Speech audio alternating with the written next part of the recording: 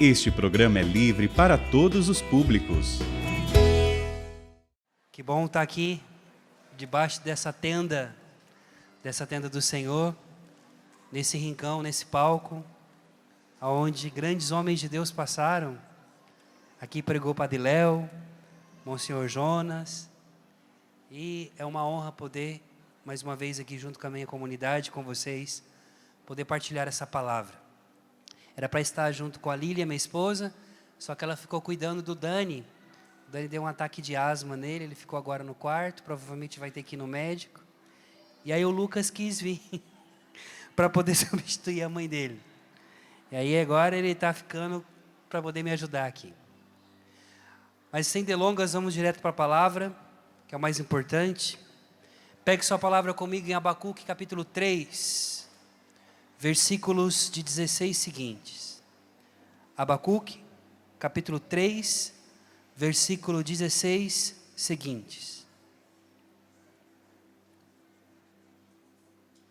Senhor nosso Deus, nós queremos pedir que antes de iniciar essa pregação, o Senhor nos conceda a graça de ter nesse lugar, a graça de ter os anjos que cantaram na noite de Natal.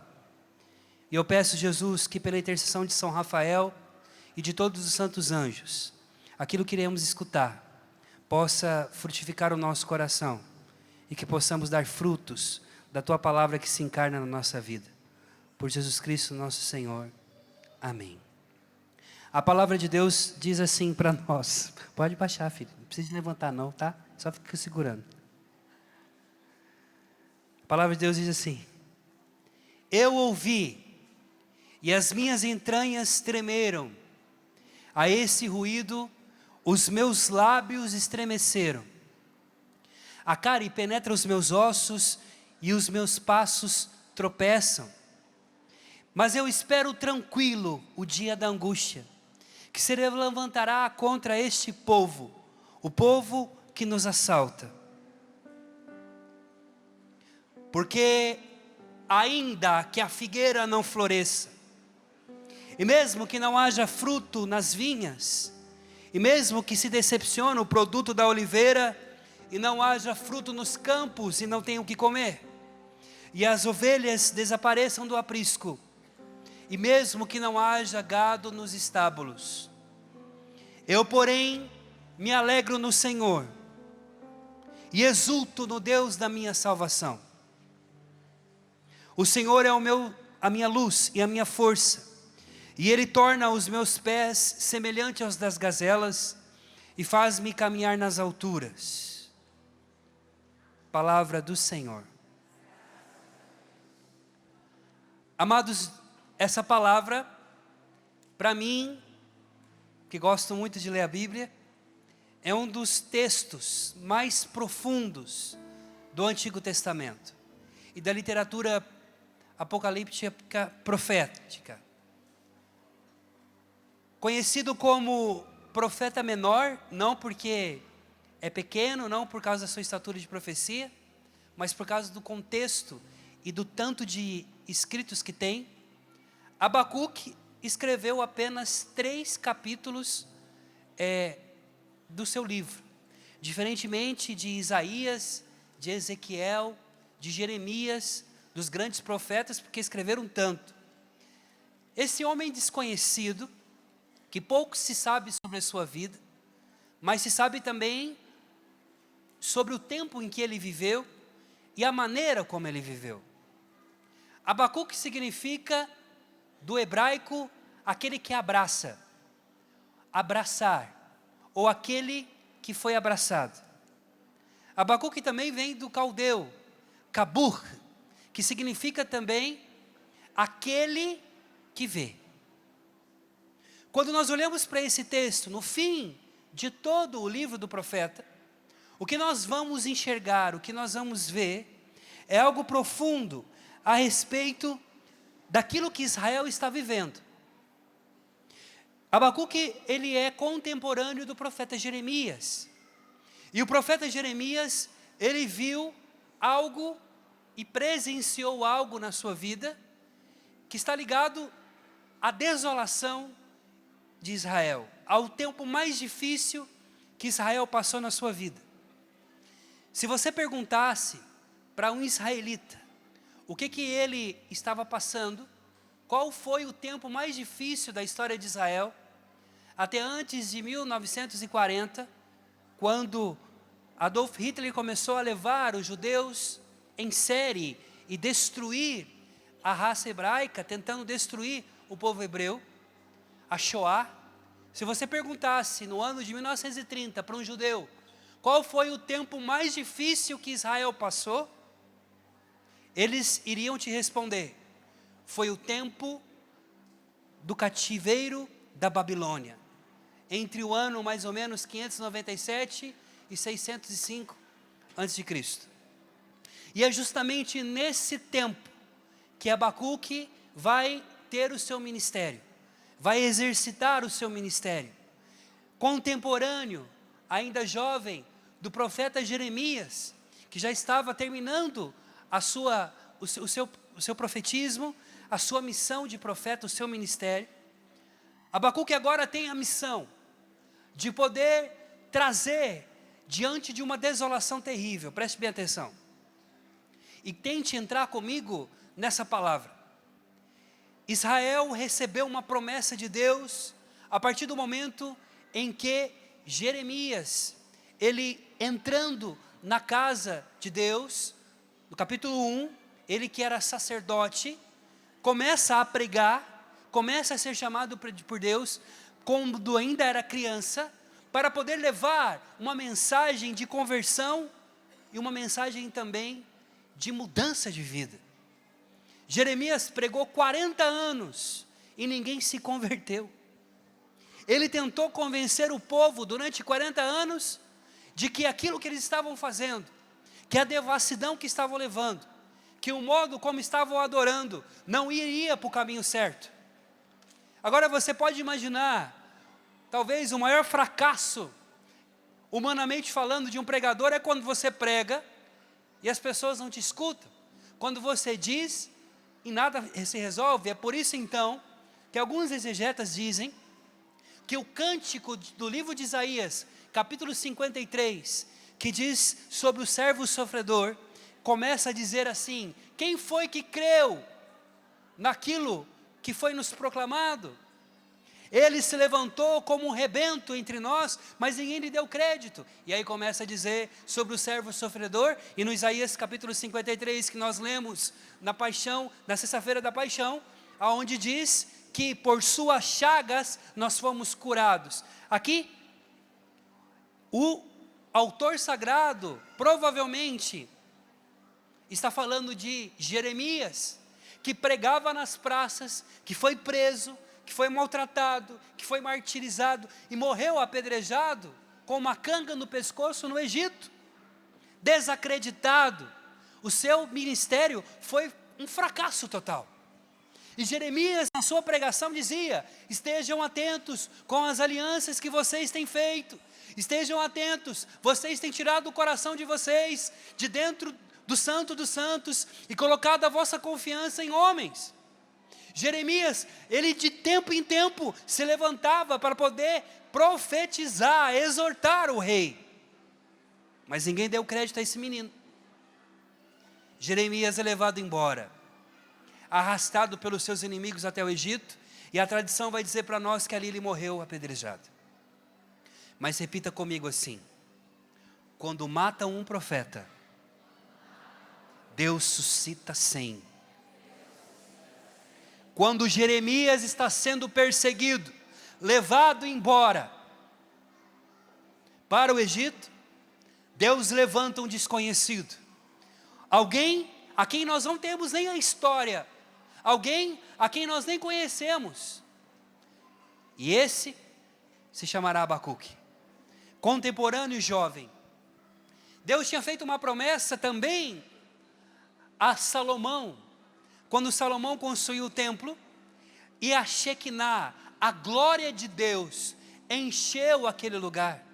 Quando Deus ensina para Israel que Ele se agradou daquela casa, E a palavra diz para nós que naquele dia, os levitas começaram a cantar e a entoar canções para Deus, a tal ponto que a fumaça, que a presença, que a Shekinah de Deus, que a glória do Senhor, encheu o Santo dos Santos e transbordou para fora, no meio dos músicos e dos sacerdotes. A palavra diz que eles não podiam ficar de pé, diante do peso da presença de Deus.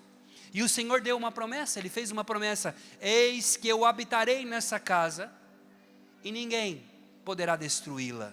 Existia uma promessa: nunca seria destruído aquele templo que Salomão havia construído. Israel cresceu, as crianças como Lucas, cresceu, aprendendo o tempo inteiro, que Deus habitava em Jerusalém, que Deus habitava no templo, e se Ele habitava, não tinha ninguém capaz de poder destruir aquele lugar, porque quem pode destruir a casa de um homem forte? Já diz o Senhor isso para nós, é impossível. Se um ladrão entrar e ele encontrar um homem forte, o homem forte o amarra e chama a polícia para ele. Então a ideia era: é impossível Deus ser vencido por um homem. Israel todos os anos subia a Jerusalém para adorar,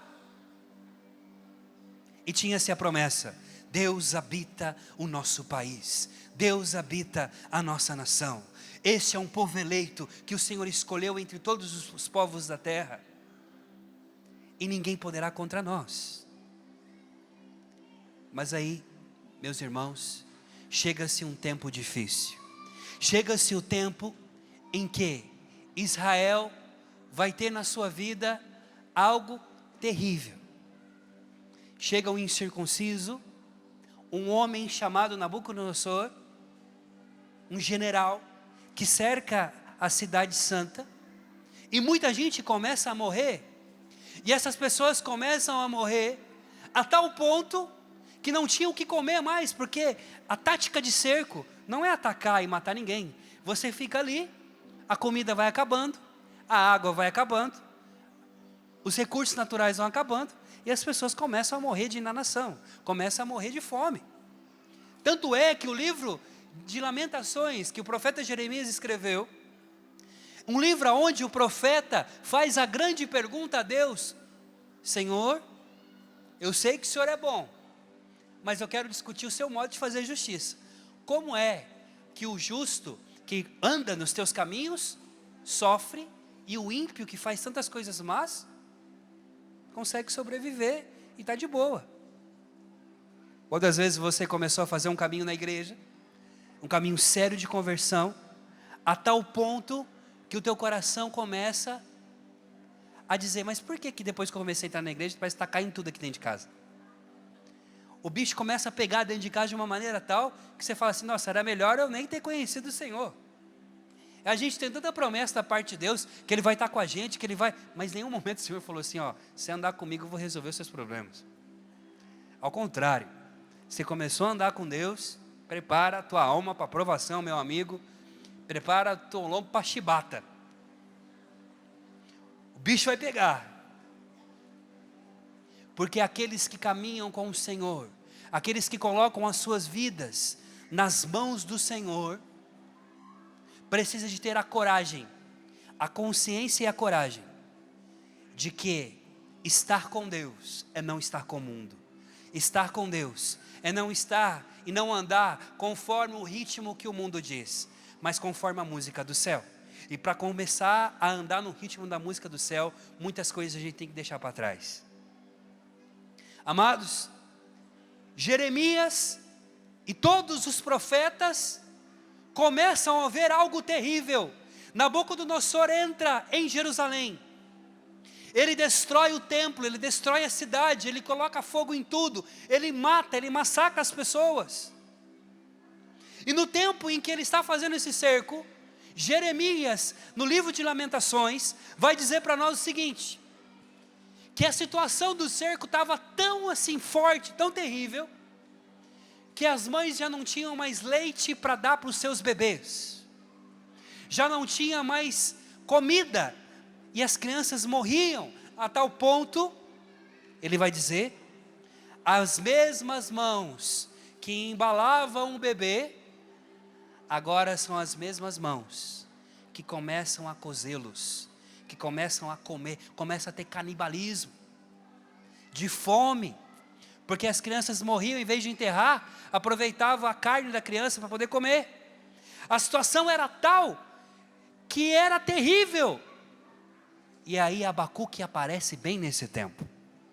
Abacuque, provavelmente já velho, vê algo terrível na sua vida. Ele vê um incircunciso, um pecador entrando dentro do Santo dos Santos, colocando fogo em tudo, levando embora os utensílios do templo, as taças, tudo aquilo que se usava para poder fazer com que o culto acontecesse, e ele leva embora para a Babilônia.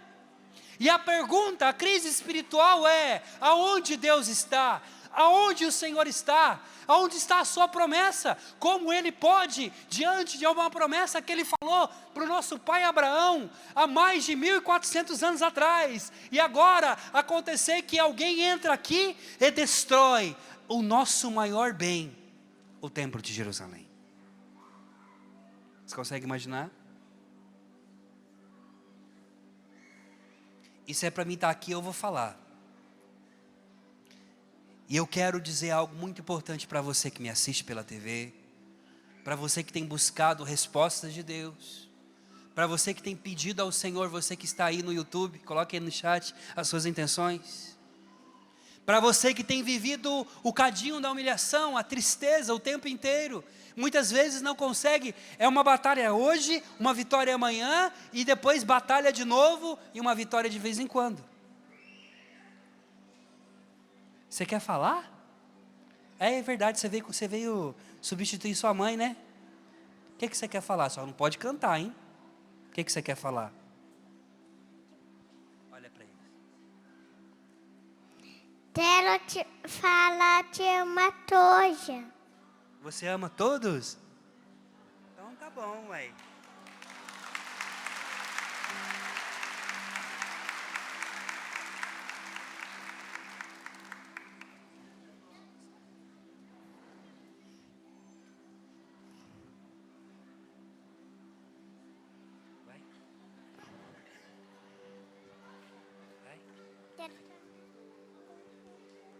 Ó, desde quando eu vim pra cá, esse menino tá falando: papai, eu vou chegar no palco, eu quero pregar com você, eu quero cantar com você. Só que a música que o Lucas quer cantar não pode cantar aqui. Então, ó, vamos cantar uma música que a gente canta quando você vai mimir? Pode ser? É as músicas que a gente canta porque a gente tem a mamãezinha do céu, não é? Então canta ela, segura aqui. Mamãezinha do céu. Mãozinha do céu. Vai, canta. Eu só sei dizer que eu quero te amar. Tu é teu manto, toma é teu véu, manjinha, eu quero te ver, vá no céu, mãozinha, eu quero te ver, vá no céu. Muito bom.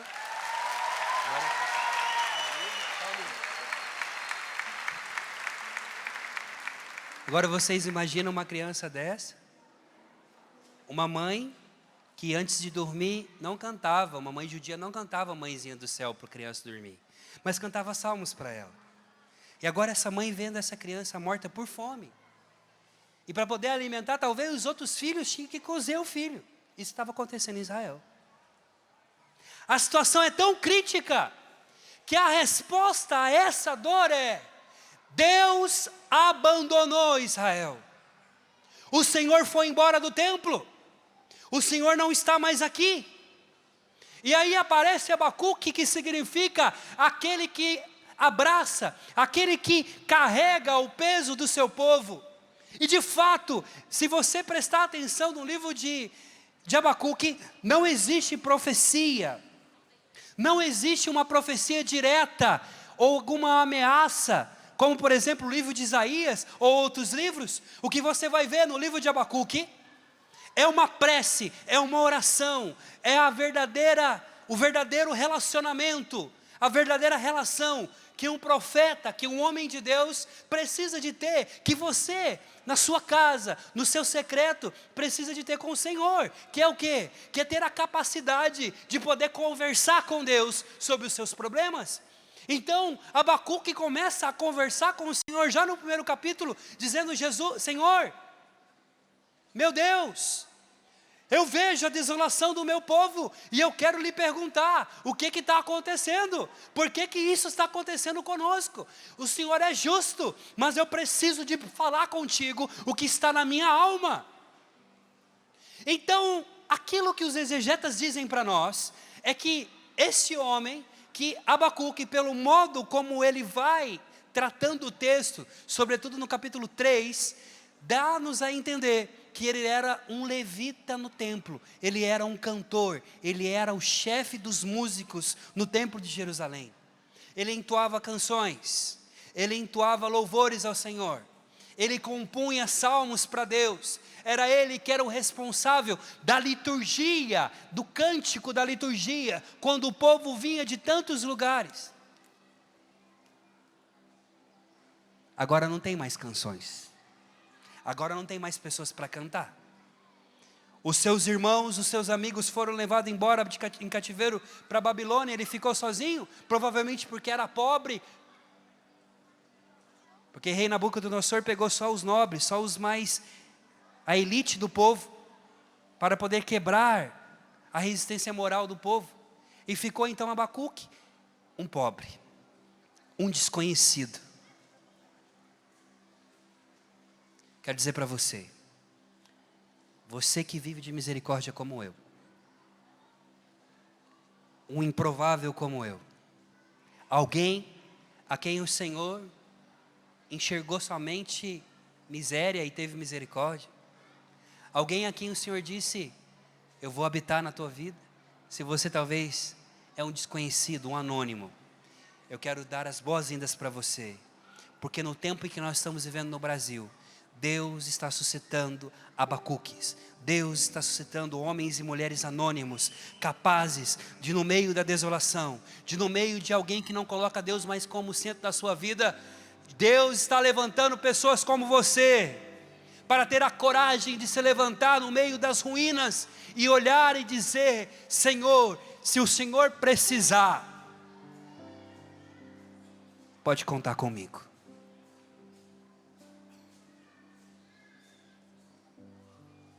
Ontem à noite, eu dormi com o Lucas e com o Daniel. E o Lucas, ele quando dorme, ele fica bem grudado, né?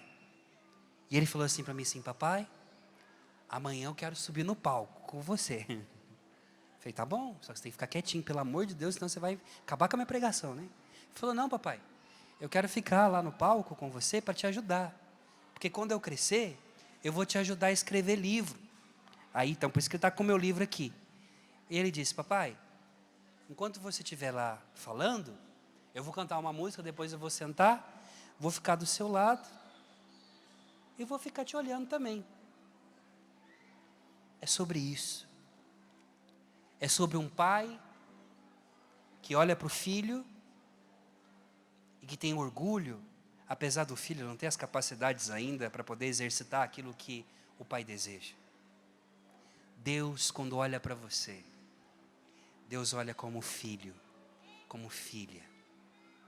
Nós vivenciamos um tempo na nossa vida muito importante, a quem nós reconhecemos o Senhor, a Deus como o Senhor da nossa vida em Jesus Cristo, a quem nós temos que adorar, prostrar-nos diante dEle.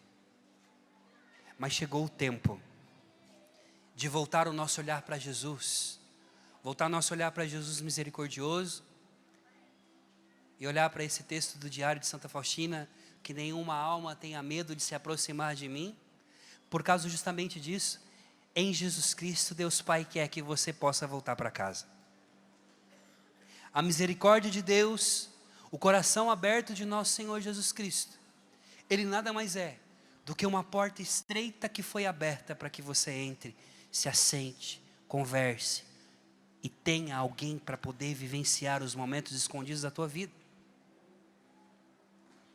Abacuque então, amados, ele começa a ver a desolação e ele começa a conversar com Deus. E aqui demonstra algo profundo. Ele faz uma pergunta para Deus e Deus responde algo inacreditável para ele. Ele fala: Senhor, como que eu vou viver tudo isso na minha vida? Como eu vou ficar quieto vendo os meus vizinhos, os meus amigos, o meu chefe, o meu cantor, a minha orquestra, a minha banda, o meu ministério, a minha comunidade cair em ruínas? Sabe qual foi a resposta de Deus para Abacuque? O justo viverá pela sua fidelidade. Repita comigo: o justo viverá pela sua fidelidade. E aqui nós queremos pedir, eu quero pedir com você a graça do Espírito Santo, o dom da fortaleza. O dom da fortaleza também, que é um dom e também uma virtude que o Espírito Santo nos dá, de poder permanecer firme no propósito, independente das circunstâncias em volta de nós. Amados, quando Abacuque escreveu o capítulo 3 do seu livro, onde ele diz: eu escutei más notícias, eu estou escutando coisas que não são boas, o meu coração treme diante daquilo que está acontecendo. Fiquei sabendo que as mães estão cozendo os seus filhos, fiquei sabendo que a minha vizinha morreu, fiquei sabendo que o rei Nabucodonosor, o general, está destruindo, crucificando, empalando naquele dia, no cerco, mais de 3.000 pessoas foram empaladas, crucificadas em volta do templo de Jerusalém. E a pergunta é: aonde está o Senhor? Por que o Senhor nos abandonou? Às vezes, dependendo das circunstâncias, dependendo da prova que a gente passa, a gente pergunta: cadê o Senhor na nossa vida? Aonde estás? Não escondas de mim o teu olhar, Senhor. E aquele Salmo 70 que diz: Senhor, quando eu te invocar, responde-me. Não voltes as costas para mim, eu que sou miserável. Chega um momento na nossa vida que nem falar a gente consegue falar mais. Quando a dor é tão grande que o nosso coração não consegue mais se expressar. Já aconteceu isso com você? Comigo de vez em quando, uma vez por mês acontece. Eu me lembro que em 2012, na missão que nós tínhamos na Polônia, os meus irmãos da Polônia que estão me acompanhando, um abraço para eles. O Senhor nos enviou para a Polônia. Em 2012 eu estava lá, junto com os primeiros. E foi o ano mais difícil, um dos anos mais difíceis da minha vida.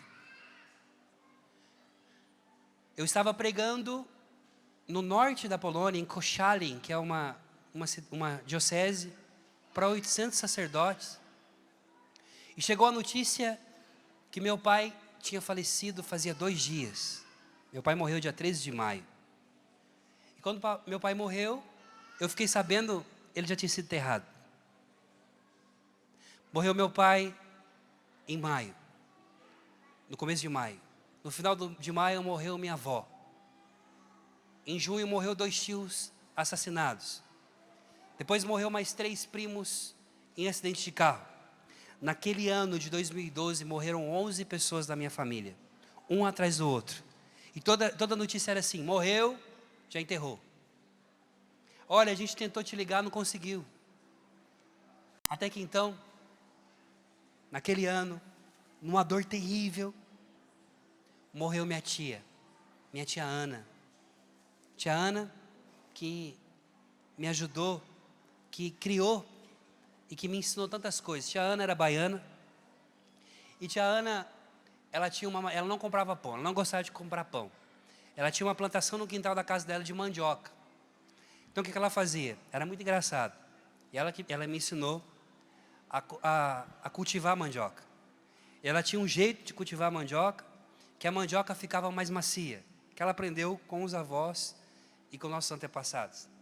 Então a tia, ela fazia o buraco, depois ela fazia uma montanha no buraco e colocava a rama de mandioca ali. Todos os dias ela ia lá, ela regava a rama de mandioca, ela colocava a mão no monte de terra e dizia: bendito seja, Senhor nosso Deus, por essa rama que nasce debaixo dessa terra e que eu não vejo, mas mesmo não vendo, você está preparando a minha refeição. Tia Ana era analfabeta, tia Ana não sabia ler, não sabia escrever. E tia Ana, ela comia todos os dias de manhã mandioca com leite.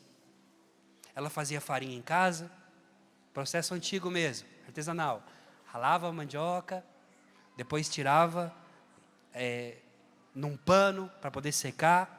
A água que saía dava para fazer amido para poder virar depois tapioca e biju e assim vai. E tia Ana, ela ficou doente de câncer no estômago. E ela falou para os meus outros tios, falou: olha, avisa o Rafa para poder vir aqui para Rondonópolis, no Mato Grosso, porque eu quero falar tchau para ele. E na cabeça da tia Ana, sair da Polônia e ir para o Mato Grosso era pegar o ônibus, como vim da Bahia. Você vê a simplicidade. E ela disse: fala para ele poder vir, porque eu quero me despedir dele. E nada, não tinha condições de ir. Então um dia a tia Ana me disse assim, ela escreveu, pediu para escrever, para minha tia escrever, e ela ditou: querido Rafael, muitas vezes nós não tínhamos o que comer em casa, mas nosso Senhor fez a chuva fecundar a terra e nos deu a mandioca, que nos alimentou de manhã com leite. E hoje eu estou partindo e voltando para o Éden. E tia Ana, ela era muito profunda no que ela falava. E ela dizia assim: eu não vou te ver mais, porque talvez o ônibus não vai chegar a tempo. Mas eu quero dizer para você que eu estarei sentada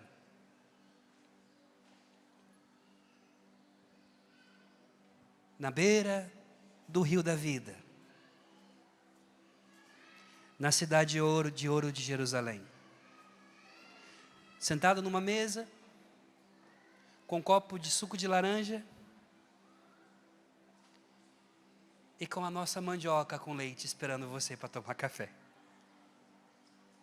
Seja bom, meu filho. Aprenda a escutar as vozes do Senhor, mesmo quando as circunstâncias disserem para você ao contrário. Quando eu fiquei sabendo que tia Ana faleceu, eu estava pregando na China. Quando eu voltei, depois de um ano para casa, eu tive a oportunidade de me ajoelhar no túmulo daquela mulher que me ensinou. Ela sepultada na terra, eu me lembrei de quando ela sepultava as ramas de mandioca na terra. E o Senhor me disse naquele dia: aprenda com as coisas naturais, Rafael. São Tomás de Aquino nos ensina que o Senhor nos ensina as coisas sobrenaturais com as coisas naturais, ordinárias. A sua tia foi plantada como ela plantava a mandioca. E agora, também você, prepare-se para um dia dar fruto como ela deu. Abacuque viu isso, lembrava disso, dos tempos em que Deus colocava comida na mesa, dos tempos em que o Senhor, no tempo do profeta Elias, multiplicava o azeite, a farinha.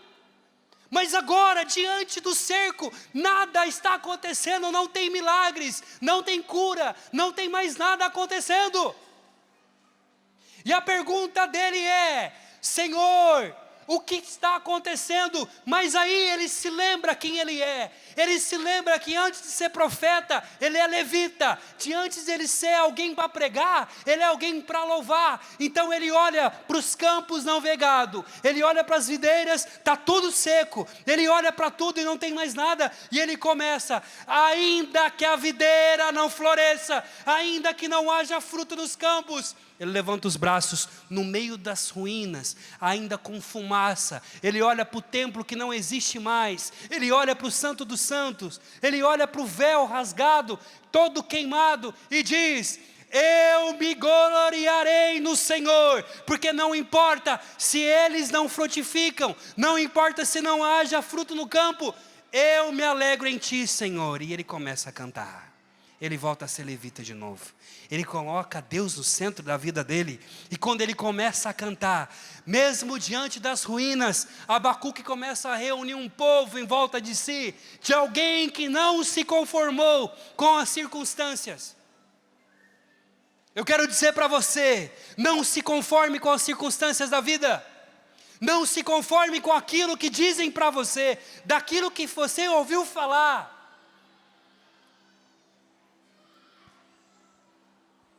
Repita comigo: eu me alegrarei no Senhor Deus da minha vida, e eu saltarei como a gazela. Veja, a palavra que nós vamos rezar agora, a palavra diz assim, ele diz assim: Senhor, Tu és a minha força e a minha salvação, porque torna os meus pés semelhante a das gazelas e faz-me caminhar nas alturas. Sabe o que a gazela faz? A gazela, se ela estiver no vale e vir um leão, o leão não consegue pegar ela, porque a gazela é fraca. O leão corre mais rápido. Sabe o que a gazela faz? A gazela vive na encosta da montanha. Ela fica andando em volta. Ela vai pastar em volta, ela não vai para o vale, ela fica ali. Quando vem o leão, quando vem um predador, sabe o que a gazela faz? Ela salta na montanha. O leão pode ser o bicho mais forte que tem, o rei da floresta, mas ele não consegue correr na montanha. A gazela corre na montanha. A oração de Abacuque, o seu louvor está dizendo: Deus, diante de mim tem uma montanha, diante de mim tem uma dificuldade, mas eu sei que a minha força, o meu louvor está em Ti. Então o Senhor me dá a força para correr sobre os montes, para saltar as muralhas, assim como a gazela. E ele termina, ele começa perguntando: Senhor, por que isso está acontecendo? E ele termina o livro dele dizendo: Tu és a minha força e a minha proteção. Olhe para o seu irmão e diga para ele: você, um dia, estará sentado à mesa com aqueles que partiram. Fique de pé.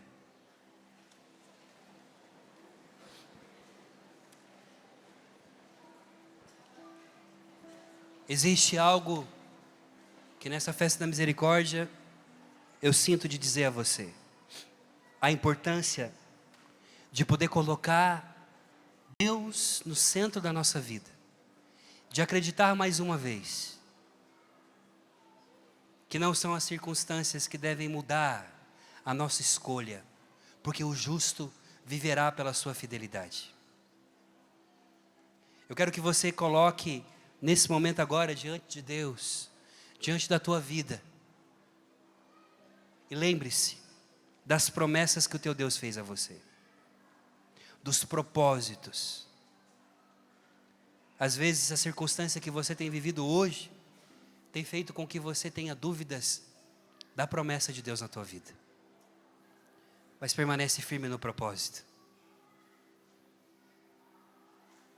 E como aquele homem, abrace, assuma a situação que Deus está colocando para você hoje. Se o cálice que você tem que tomar agora é o cálice amargo da provação, tome com confiança, porque não importa se você vencerá ou não, o que importa é quem permanece com você na presença.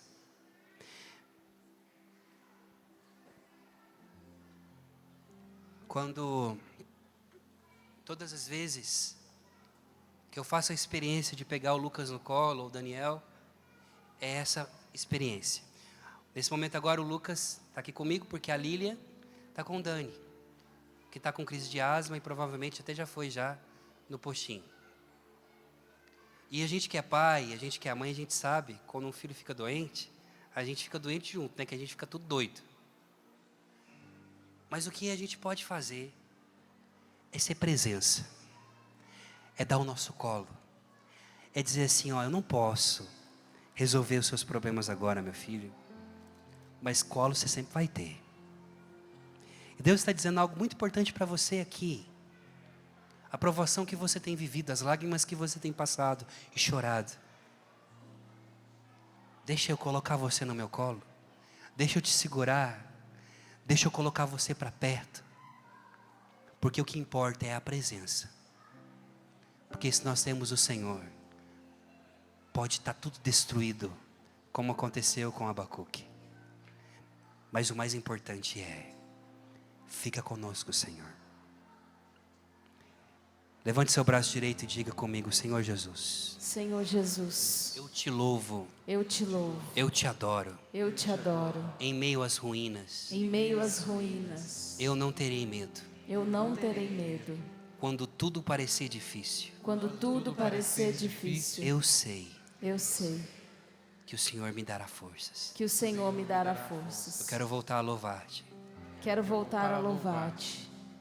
Vamos cantar.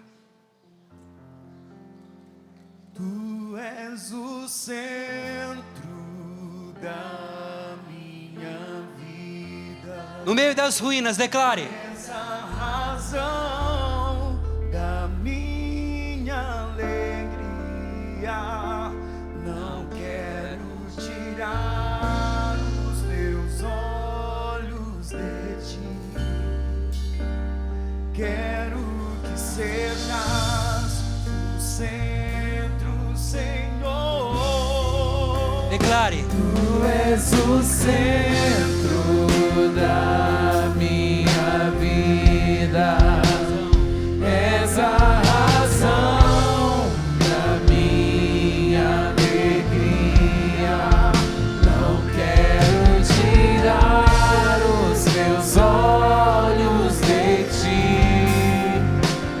Quero que sejas o centro, Senhor, da minha vida. Não vou mais tirar os meus olhos de ti. Erga seus braços. Não vou mais tirar os Declare. meus olhos de ti. Vou me apaixonar. Vou me